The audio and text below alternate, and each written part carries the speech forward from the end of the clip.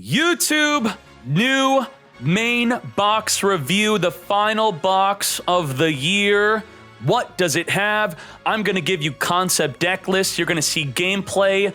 We got Constellar, Digital Bugs, Heretics, Rescue Rabbit, Star, Serif, Teller Knight, Noble Knight. If you see right here, do any of these cards stand out? We have a reprint on Leveneer. Let's go, Fools! There can only be one winner, and you're looking at him. Let's go.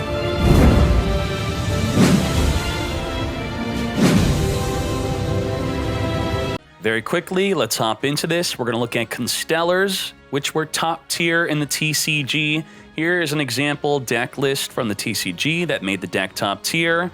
And we're missing their main boss monster, Pallades. Unfortunately, we'll talk about that later. Now let's talk about some concept deck lists. Rich Ferrante had a pretty cool combo, so we could actually click on that right now and look at it and show you what it do. So this is not a Constellar pure deck itself, but he's playing it in his Gaga deck and he wants to show you a cool little combo. And I would love to show you it. So he's going to start with the Sister, search for a Bolt, special summon a Gaga Coat, return with the skill, add back with the skill. He's going to add 2 different cards, Doo-Doo draw, send a Doo-Doo to the grave, draw 2. And he's got back row, he does not even need it. He's going to special summon with the coat, then make an M7. M7 just return the Gaga Sister in the graveyard back to the hand to follow up next turn. That's a crazy setup. That's with the Constellar M7 and not really Constellars themselves. So we'll talk about that card in a bit. Thank you for that combo. Here's a conceptual deck list from Assault Mode, from Kazaris. Make sure you join the Discord at discord.gg/duellinksmeta to be a part of the discussions. Now let's start with M7, the new card. You will make it with 2 level 6s, or you'll make it by simply summoning it on top of an already made Constellar Exceed. If you put it on top of a Constellar Exceed for its alternative way to summon it, you can't use its main effect the turn it's summoned. You'll have to wait another turn. But if you perform just a rank 6 Exceed with 2 level 6s, then you get to use its effect right away. Its effect is detach, target a monster on the field or in the graveyard, return it back to the hand. So that is amazing. Here are some ideas on decks you could use it in. Gagas, Heretics, Constellars, Thunder Dragons, Hazy. On to the next card, Pollux. It's like an Elder, perform an additional summon to Exceed with. So you summon it, you can perform an additional summon. Now I'm going to skip on over to the free-to-play version of this card, which is going to be the Dkayed. It's not new, but Constellars were never really good enough to play, and now they're going to be. And this is like the other card, but it's free to play, free to obtain. And what it do is it special summons a Constellar from the hand. So Pollux will additionally summon, and the Dkayed will special summon. Now we have Sombre. If you already performed Exceed plays, which I'll show you the Exceeds in a second, Sombre is going to be the follow-up. If you have 2 Constellars on the graveyard, you banish one, add the other, then you can perform an additional summon to make another Exceed. Kaos can be comboed with any of your Constellars that allow an additional summon or special summon, and it could change the level of your Constellars itself and another Constellar to boost by 1 or reduce by 1. So you could make a level 3, make a rank 4, or you could make a rank 5 Exceed with the Kaos. Now you have Rasal. Rasal is like playing an additional Sombre. If for a follow-up on top of a follow-up, if Sombre is in the graveyard, you could tribute this to special summon it, then use the effect of Sombre to Exceed. Constellar Meteor. This is a free-to-obtain card. Some people are playing this, not sure if I like it, but the turn this card is activated, if an opponent's monster battles with your Constellar and it's not destroyed by battle, you get to shuffle it in the deck. Now we're looking at the 2 main rank 4 Exceeds, which you are going to summon with your Dkayed by special summoning, with your Pollux allowing an additional summon, or your Sombre with an additional summon after a follow-up. These will be your main 2. So they are both rank 4s with just 2 level 4s, and they have effects that supplement each other. One will boost by 1,000 during the damage step. The other will make all of your Constellars unaffected by spell and traps the turn you detach. Quick effect. So you might want to make an Omega first with some back row, then follow up with your Prosepi to boost up your Omega or itself to 3,400. Maybe you want to play Constellar Star Chart, which on Exceed Summon as a continuous spell, you get to draw on Exceed. My biggest concern with the deck is you're missing Pallades, which could return any card on the field back to the hand. So that's a big one, because otherwise you're protected from back row, and you could boost at 3,400, but other potential threats, that's what Pallades would have dealt with by returning back to the hand. So my general thoughts, here's a concept deck list, not telling you how to play it, just to show you the deck in action, just so you could learn it. Spell trap protection plus a bunch of back row could be quite good, then follow up making it into a 3,400 attack, make Omega sit on the back row, then win. So this is an interesting hand that only works with level dupe. This shows that I think level dupe's going to be the way. We're going to Pollux. So it performs an additional summon this turn. Additionally, summon a Sheraton. Sheraton, search for a Sombre. Yes. Then we're going to reveal Sombre with level dupe to boost a level. And then we're going to exceed into Omega. Omega will detach to become unaffected by all spell and traps. All right? So we'll set. And then it's our opponent's turn. We have a follow-up. So if our materials go to the graveyard, we could Sombre to rank exceed into a 4 again. So it's a 1-card exceed. As long as we have 2 Constellar cards in the graveyard. Let's go over here. Let's draw. So let's get Invoking, grab our Invocation. And he's got Floodgate, so he would not have used it. So we got the Shell and the Invoker. This goes back on the deck. This goes to the hand. We're going to summon the Purgatrio, and we're going to Floodgate it, definitely. So that to the grave. And then we're going to Volcanic Shell, minus 500. And we're going to grab another Shell. And then we're going to set, and I think we are set. So if we want to with the Omega, we could detach right now just to help make a Sombre. So if we read this, only Constellar monsters you can currently control. So if you want to preemptively detach so you can make a Sombre play, you could do that, but maybe that's too greedy. He's got Kanadi, he's got Fiendish Chain. Let's swap on over. Let's draw a card. We have Algetti. Now, I don't know. Maybe it's good to just go in with the Sombre because we have the Omega, which could make them all unaffected. So we have good follow-up. So we're going to summon the Algetti, which will activate.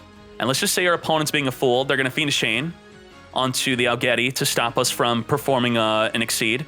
So then we're going to detach with the Omega to make us unaffected by the Fiendish Chain. And then it's going to special summon the Sombre. Now he's got Canadia. He's going to Canadia the Sombre. Sombre is flipped face down. It is not unaffected by spell and traps because it was not on the fields. And then we just go in. We attack that. And he's not going to protect it. He's going to the grave. And this is going to attack directly for, not back row. Like that. There you go. And then minus 1,600. Okay, good deal. We got a Floodgate. Let's return back to him. Let's draw. So now the Algetti is affected. Invoker, grab the Invocation, and he's got a Floodgates. Okay, we're going to banish. We're going to put this back to the hand. We're going to put this back on the deck. We're going to summon a Purgatrio. He's going to Floodgate again. It's going to be flipped face down. And then we're screwed, right? I mean, we could discard Invoker to boost up Purgatrio if something bad happens. The Sombre is only temporarily face down, so I guess we are just going back to our opponent, which is us. Let's draw. Let's flip up the Sombre, rank 4 Exceed. Where could we really just, we're going in. We're going in. The Persepi. Should we make an M7? Should M7 be placed over something right now to be used next turn? We should keep the Omega. Maybe we should do the M7. So we're going to rank up to M7, set the Karma Cut, and we're going to go in. So he's going to flip up. He's going to, let's just say he's a fool. He discards to boost up his defense to plus 1,000 because he wants to survive. But then we detach with this to boost up by plus 1,000. Boom, dead. And then he had to do it because there's no other play. We have game. And then game. 2400, Constellar's wins. Digital bugs review. TCG success? None. There's none. The community guidance, they say it's a promising free-to-play deck, maybe cog-worthy. Here's some concept deck lists. Check them out, pause, read what they have to say, or just be in the Discord. Now, this deck is all about the boss monster, Rhino. This bug is insane. There's two ways to summon it. You put 2 level 7s together to exceed, or you detach 2 materials from your rank 5 exceed to then summon this on top of it. When it is finally on the field, it has 2 effects. It inflicts piercing damage at 2600, or you could quick effect detach a material to destroy a face-up monster your opponent controls with the highest defense. If they have multiple at the same defense, you destroy all of them. So if you're familiar with Mayakashi, it's kind of similar as they kind of climb up the ladder, but they don't go all the way to the 7 right away. They need some support. So starting at the bottom of the ladder is the rank 3. 2 level 3 bugs, you put them on top of each other. Then what you could do is you could detach 2 as a quick effect to change a battle position or negate the effect, or I should say also negate the effects of the monster you change the battle position of. But by detaching 2 to use this effect, then you're not going to be able to rank up. On the turn you make the rank 3, you could immediately rank up into the 5 by detaching the 2 materials on the rank 3 to make the 5. So then the 5 will have 1 material, which will be the rank 3, and that's going to be the main way to summon it. You do the 3 into the 5 with 1 material, and we're not going to be too concerned with the effect of this because we want to summon the rank 7. Now, the problem with summoning the rank 7 is that your 5 now only has 1 material, and you need 2 to detach to summon the 7. We're going to talk about how to get the 7 out. Bug Signal Quick Play. You will target an insect and you will rank it up. So, as a quick play, you use it on your rank 5 to summon your rank 7, and now you have 2600 piercing, quick play, destroy an opponent's monster. You want to play lots of bug signals. 3. We also have Bug Matrix. You maybe want to play this, probably not. In my final build, I chose to not play it. You can attach a material from the hand onto an exceed. So when you make your rank 5 with 1 material, you attach another material onto it from the hand, and then you could detach those 2 materials to summon the 7, and then you got the 7 on the field. Now you have Bug Emergency. So when you make the rank 5 and then something happens to it, it's now in the grave. You can activate the Bug Emergency to summon the 2 level 3s from the graveyard, then banish the rank 5 from the graveyard to make the bugs on the field into level 5s to make another rank 5 exceed. But now this rank 5 exceed has 2 materials. You detach them to then special summon the 7 from the deck. And now you got 1 material on your 7. You can detach to pop a monster. You got piercing, all the great stuff with the 7. It's all about the 7. Now, to even make the rank 3 exceed, we have the Weeb Soldier. What this does is you will summon it, then you'll target itself, change its battle position, then special summon a bug from the hand, and then you're going to exceed. And that's how you're going to then go into the rank 5 and then have other combos. Now, what's worth noting is you have Mirror Ladybug with the Weeb Soldier. That's going to help you go into a 7 in 1 turn. How? The Mirror Ladybug, which is not even from this box, this idea is from the Duel Links Meta Discord. You need to be in the Discord to get these great ideas. So what you do with this is you special summon this, and it becomes a level 3 if you have no monsters in the graveyard and only 1 other monster on the field. So what you do is you normal summon the Weeb Soldier, you special summon the Ladybug, then you make it level 3, then you use the Weeb Soldier to summon a 3rd bug on the field, and then with all 3 bugs, you could put them together to make the rank 3. By making the rank 3 with 3 level 3s, you could then go all the way to the 7. You'll then detach 2 to make a 5. 5 will have 2 materials. Then you detach 2 to make the 7. And then you got the full combo. Now, the Cocoon Dancer, it could special summon a monster from the graveyard. So it is a follow-up to perform the rank 3 exceed. And my thoughts on the deck is it's a free-to-play core deck besides the tech cards that will possibly cost you money and or gems, or just keep it free-to-play. That's fine. So there's just a concept of the deck in action. Easily summons the rank 7 exceed. You're going to see some gameplay of that, if not already. Let's go. So Web Soldier changes battle position.